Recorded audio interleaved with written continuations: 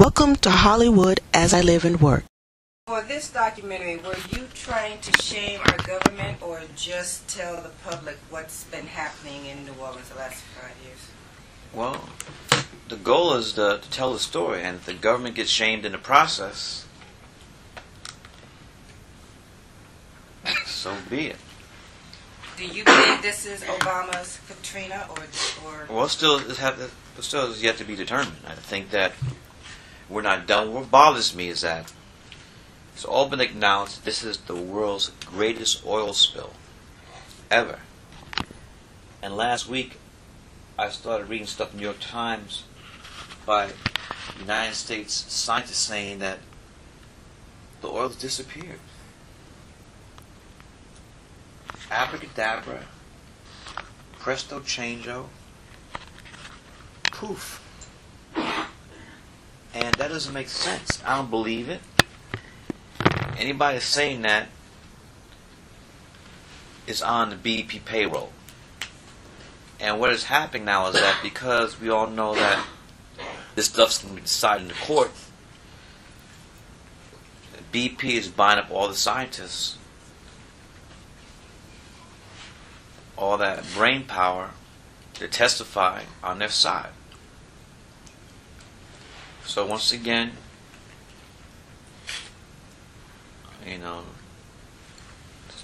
no pun intended, but this thing is rigged.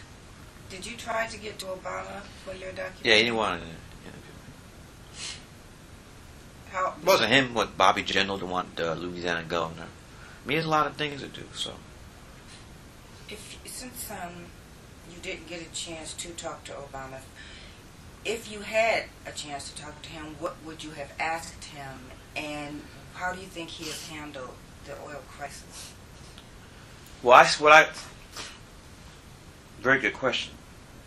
I was on, while we were shooting down there one time, I was asked to be on 360 Anderson Cooper's show. And so on that show I said, I love my president. I know he likes his cool, calm, collected stuff, but I said he needs to go off one time. So when people are struggling, trying to save their lives, their livelihood, and you have this Zen-like approach, sometimes it comes off like you don't care. And the people of Louisiana, the people in New Orleans are very, responsive. They got, they let you know how you feel. That's in the DNA. And so Obama, with the way he is, I know he cares, but it comes off like someone doesn't care because he's so calm, cool, and collected. That's why I said on Anderson Cooper needs to go off. But we'll see. This thing is yet to be played out, and we'll see what happens with BP. BP is very powerful. If BP could tell the EPA and the Coast Guard what to do, and they do it, then you know they're powerful. What do you think are some of the incentives that actually get the people back? Would it be jobs, housing, education? What would to come back to New Orleans? The ones still don't want to come back? Yeah. They need a place to live. They need to have jobs, place. They had the recovery school district. They need what anybody needs to live comfortably. What was the challenge for you, Spike, going through all the footage? It's very in-depth. And the challenge was this, really, is that we had half the time to do this film that we had with Levees. With Levees, we started shooting. We started shooting in September, August 29th. We first started shooting Levees in New York because a lot of people in New Orleans ended up at JFK, hotels around JFK. But we didn't start shooting this till February. Our first day of shooting was the Super Bowl. And we were really done.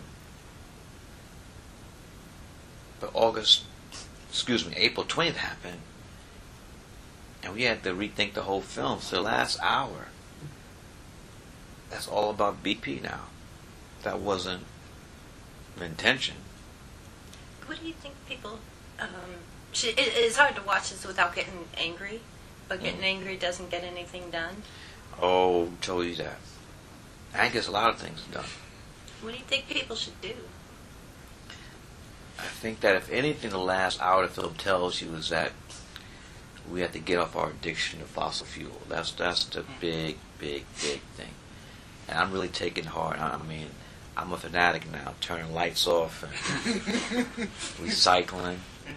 And here's something I like to say. African Americans got to, this is not just a thing about white people. You know, we got to get in this thing too.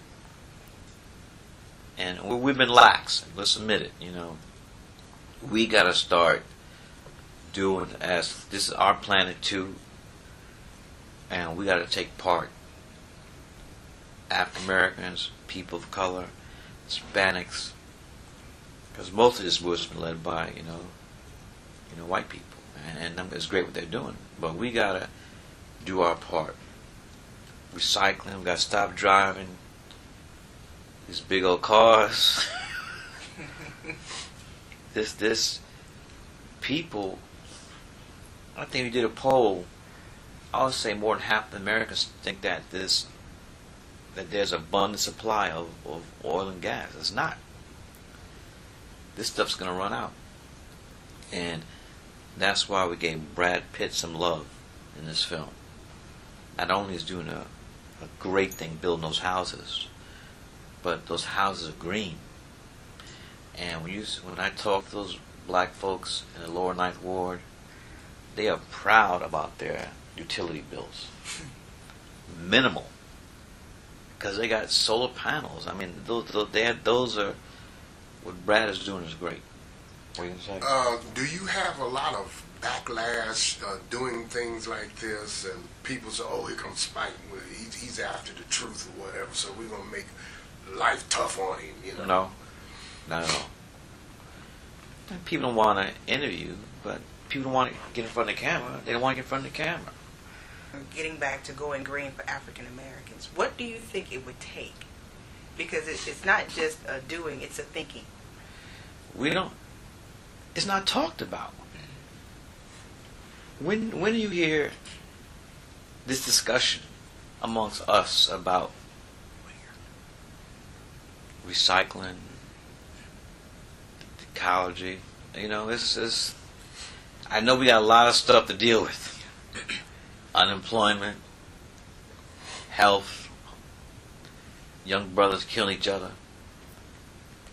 I understand that, but still, we gotta live in this planet. We gotta live in this earth too, and we gotta.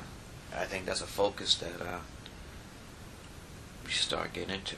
A lot of people say that going green can be quite expensive. That's usually the first thing you hear when you have the conversation amongst African Americans.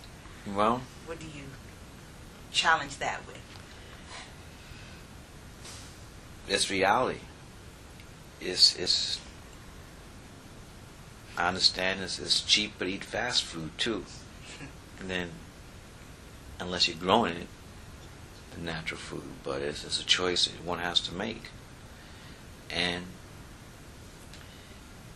let's be honest, we want to buy something, right? You're from Detroit, you know what I'm talking about. Yeah.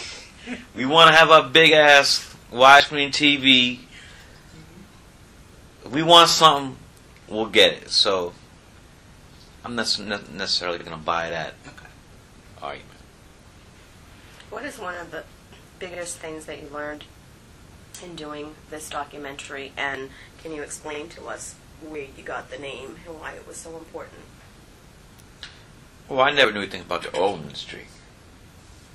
I did a lot of research. Do a lot of research on that. The title you're talking about? My grandmother, she lived to be 100 years old. Her name is Zimmy Shelton. She was a grandchild of a slave. She put me through Morehouse College and NYU Graduate Film School. She taught art for 50 years, saved their Social Security checks for her grandchildren's education. And in her later years, I would call every night. She lived in Atlanta.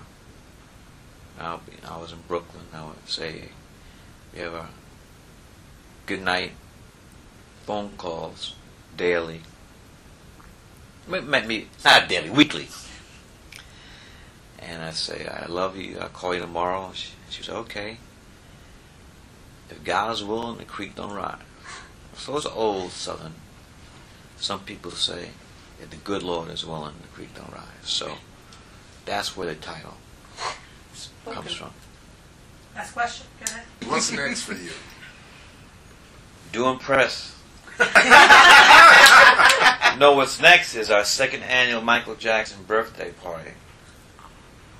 This is my second one's going to be in Prospect Park, Brooklyn, New York, August 29th. Celebrate Michael's 52nd birthday. What are you going to do exactly? It's an all-day party. Just a party. Play Michael's music, dance, sing. Anyone coming to like speak or perform or? We have surprises. You gotta tell us. Shamon. Shamon. No, thank you. Thank you. Okay. August 29th. Thank you. Prospect Park, Brooklyn, New York. Thanks, Frank. Thank you.